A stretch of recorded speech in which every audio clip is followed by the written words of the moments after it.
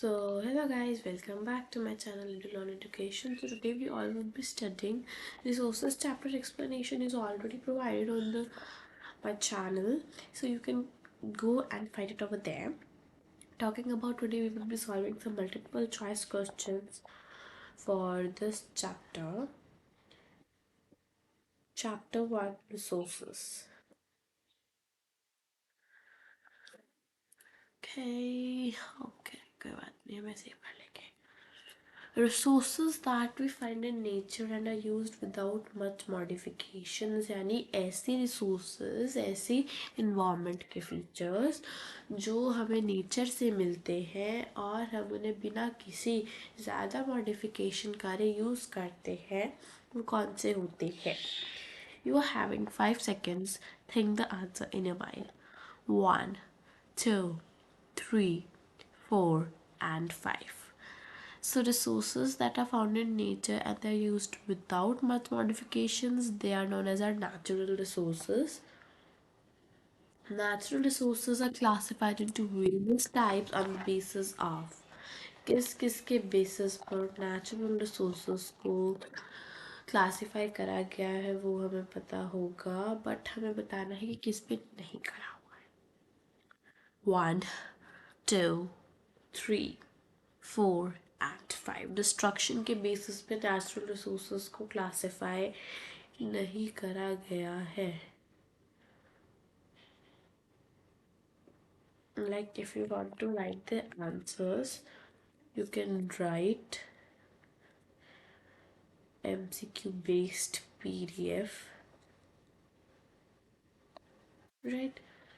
तो पहले का क्या आंसर था? Natural resources. दूसरे का क्या है? D part, destruction. And third, all non living things they are known as. तो इस क्वेश्चन को करने से पहले मैं आपको एक चीज़ बताना चाहूँगी कि हमारे जो नेचुरल रिसोर्सेज होते हैं वो अलग अलग टाइप्स पे आगे क्लासिफाइड होते हैं.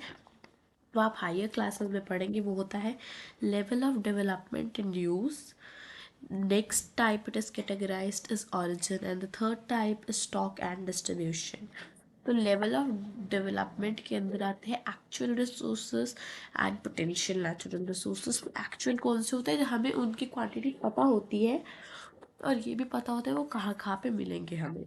और पोटेंशियल में वो होता है जिसकी हमें क्वांटिटी नहीं पता, ये भी नहीं पता कहाँ पे, लेकिन वो फ्यूचर में यूज़ होंगे.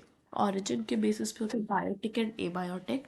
बायोटिक हमारे सारे लिविंग बींग्स जो सांस लेते हैं, पानी पीते हैं, खाना खाते हैं, वो सिर्फ लिविंग थिंग्स होते हैं. अभी फैन है, this is not a living thing, this is an abiotic thing because this fan does not live. Biotech. Biotech का पहला वर्ड होता है bio. Bio is related to biology.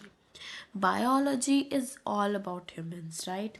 So biotech जहाँ पे आ जाए वो लिविंग है. ए बायोटेक जहाँ पे मोस्टली केसेस में जहाँ भी ए लग जाता है, mostly not all, mostly cases में जहाँ ए लग जाता है तो वो चीज़ उल्टी हो जाती है. तो abiotic are the non living. Stock and distribution के बेसिस पे है हमारे renewable and non renewable. Renewable होते हैं जो बहुत ही जल्दी दोबारा से पहले जैसे हो जाते हैं, और जो हमारे नॉन रेन्यूएबल होते हैं, जो रिन्यूएबल होते हैं वो लिमिटेड नहीं, अनलिमिटेड होते हैं. वो जल्दी रिप्लेनिश हो जाते हैं, जल्दी से बन जाते हैं, जैसे air, water.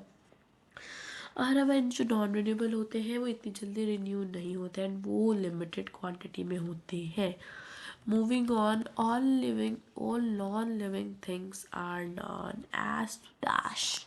1, 2, 3, 4 and 5. So the all the non-living things, they are known as abiotic resources. Anything that can be used to satisfy human needs is a 1, 2, 3, 4, and 5 resources.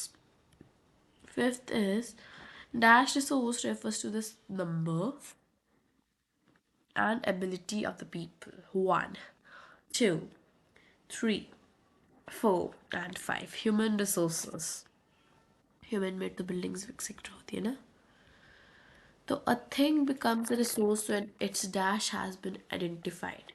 1, 2, 3, 4 and 5। जब उसकी हमें पता चलता है इसका ये यूज़ है, तब वो हमारे लिए इंपॉर्टेंट बन जाता है। जैसे स्मार्टफोन, पहले नहीं पता था बच्चों को इसका ये यूज़ है, अब ये नेसेसिटी बन चुकी है।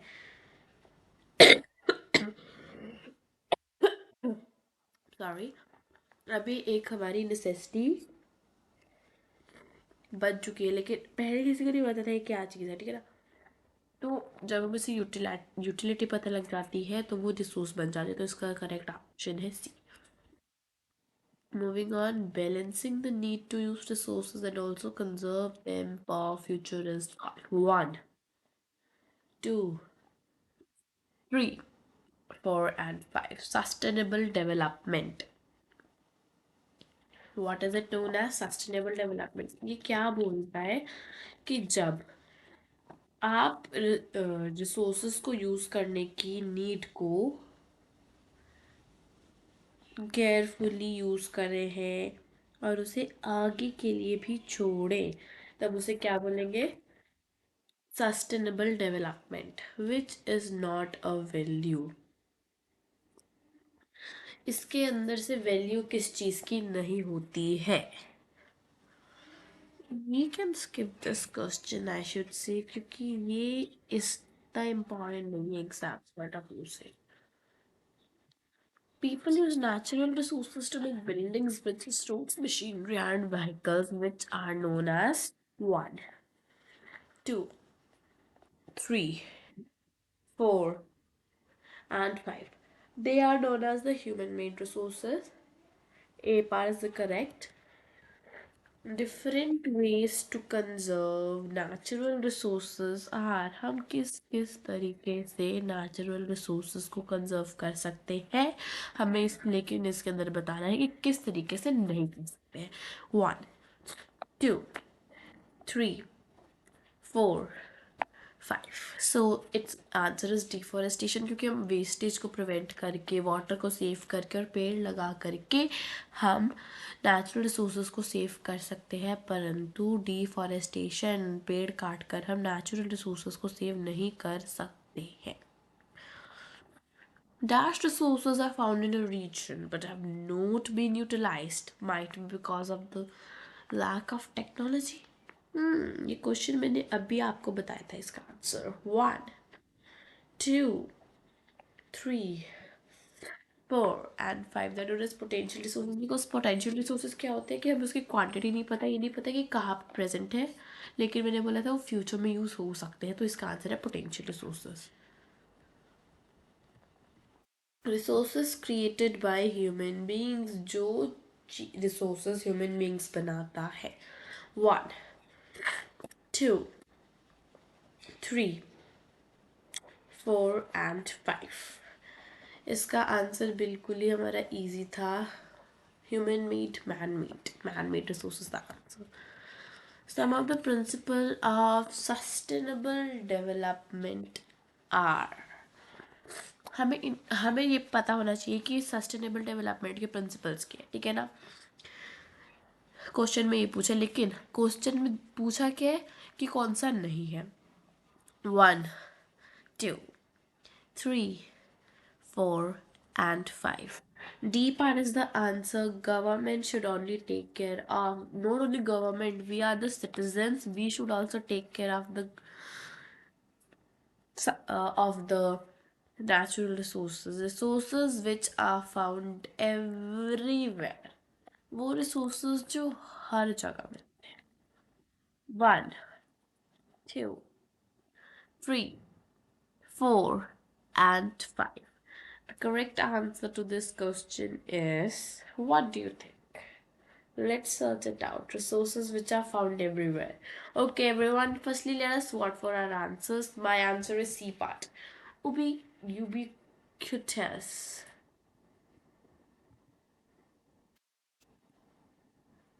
Ah, my answer is correct. It's ubiquitous. What means C part? Oh, last question. No worries, I'm having more questions for you.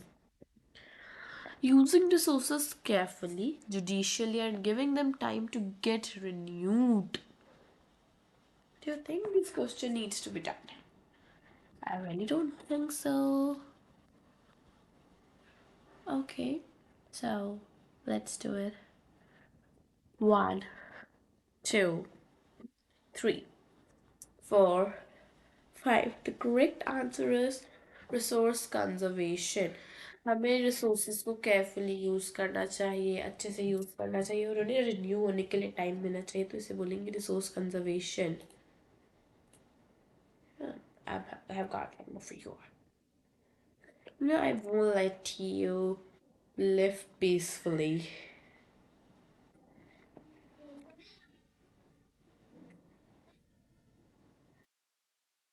Right? So now let's start with it. Petroleum found in the West Asian areas is a good example of. जो waste Asian area के अंदर petroleum मिलता है वो किसका example है?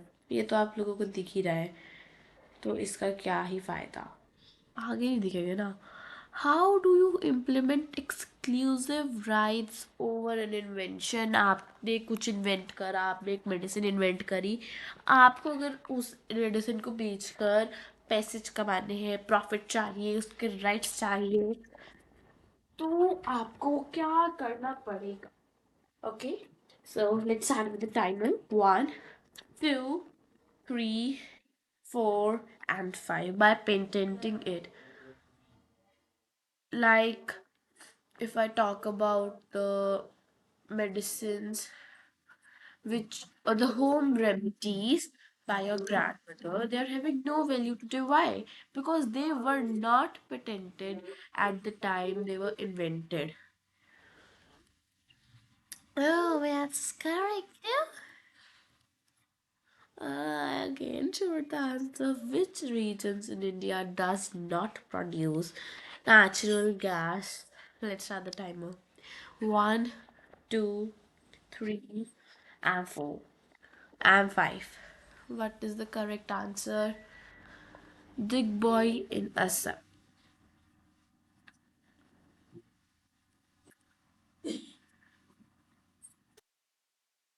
Which statements are not correct about minerals? अब हमें ये बताना है मिनरल्स के लिए कौन सी स्टेटमेंट हमारी करेक्ट नहीं है.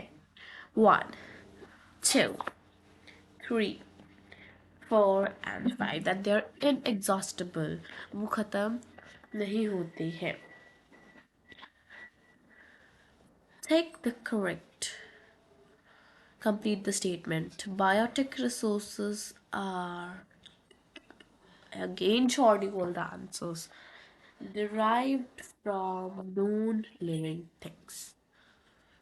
Moving on, name the term that can collectively refer to consist of all living and non-living things that surrounds an organism. एक organism के आसपास जितनी भी चीज़ें होती है उसे हम collectively क्या बोल सकते हैं?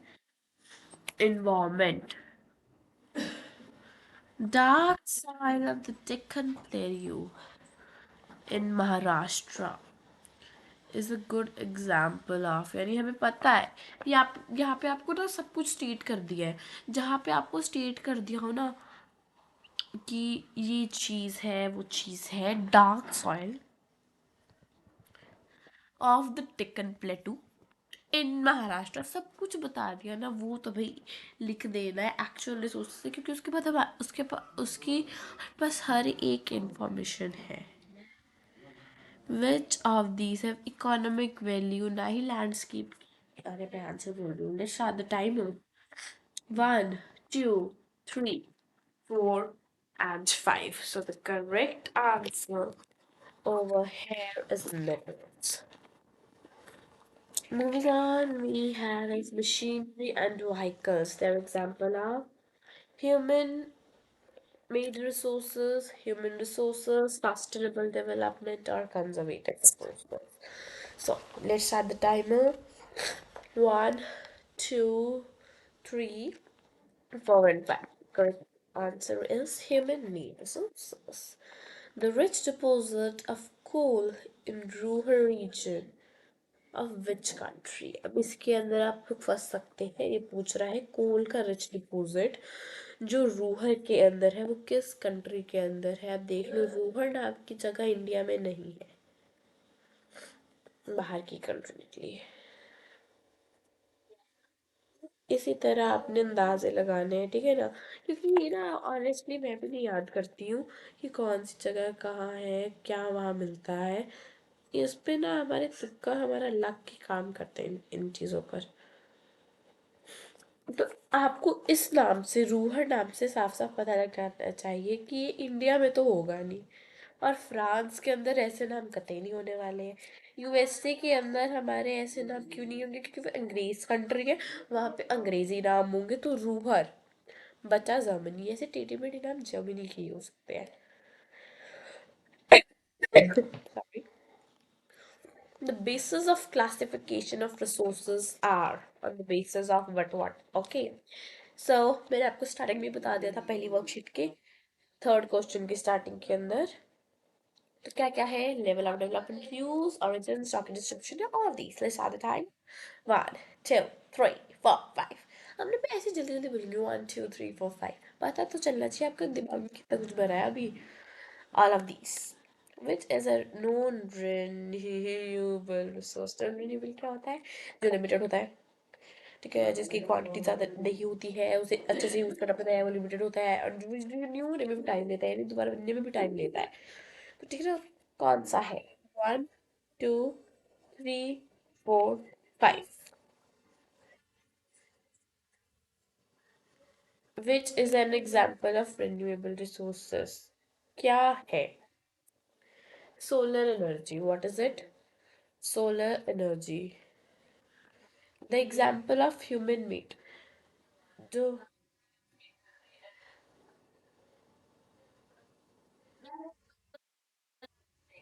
ठीक है, जो ह्यूमन मेड रिसोर्सेस है, यानी जो ह्यूमन के द्वारा बनाए हैं, वो कौन से हैं। They are the buildings. इसके अंदर से ह्यूमन रिसोर्स का एग्जांपल क्या, दोबारा से। This is the easiest one, people themselves। तो we'll do it only till 25। We'll only do it till 25, right? A substance or object becomes resource because of it. It's really easy. I've done it now only. Its utility.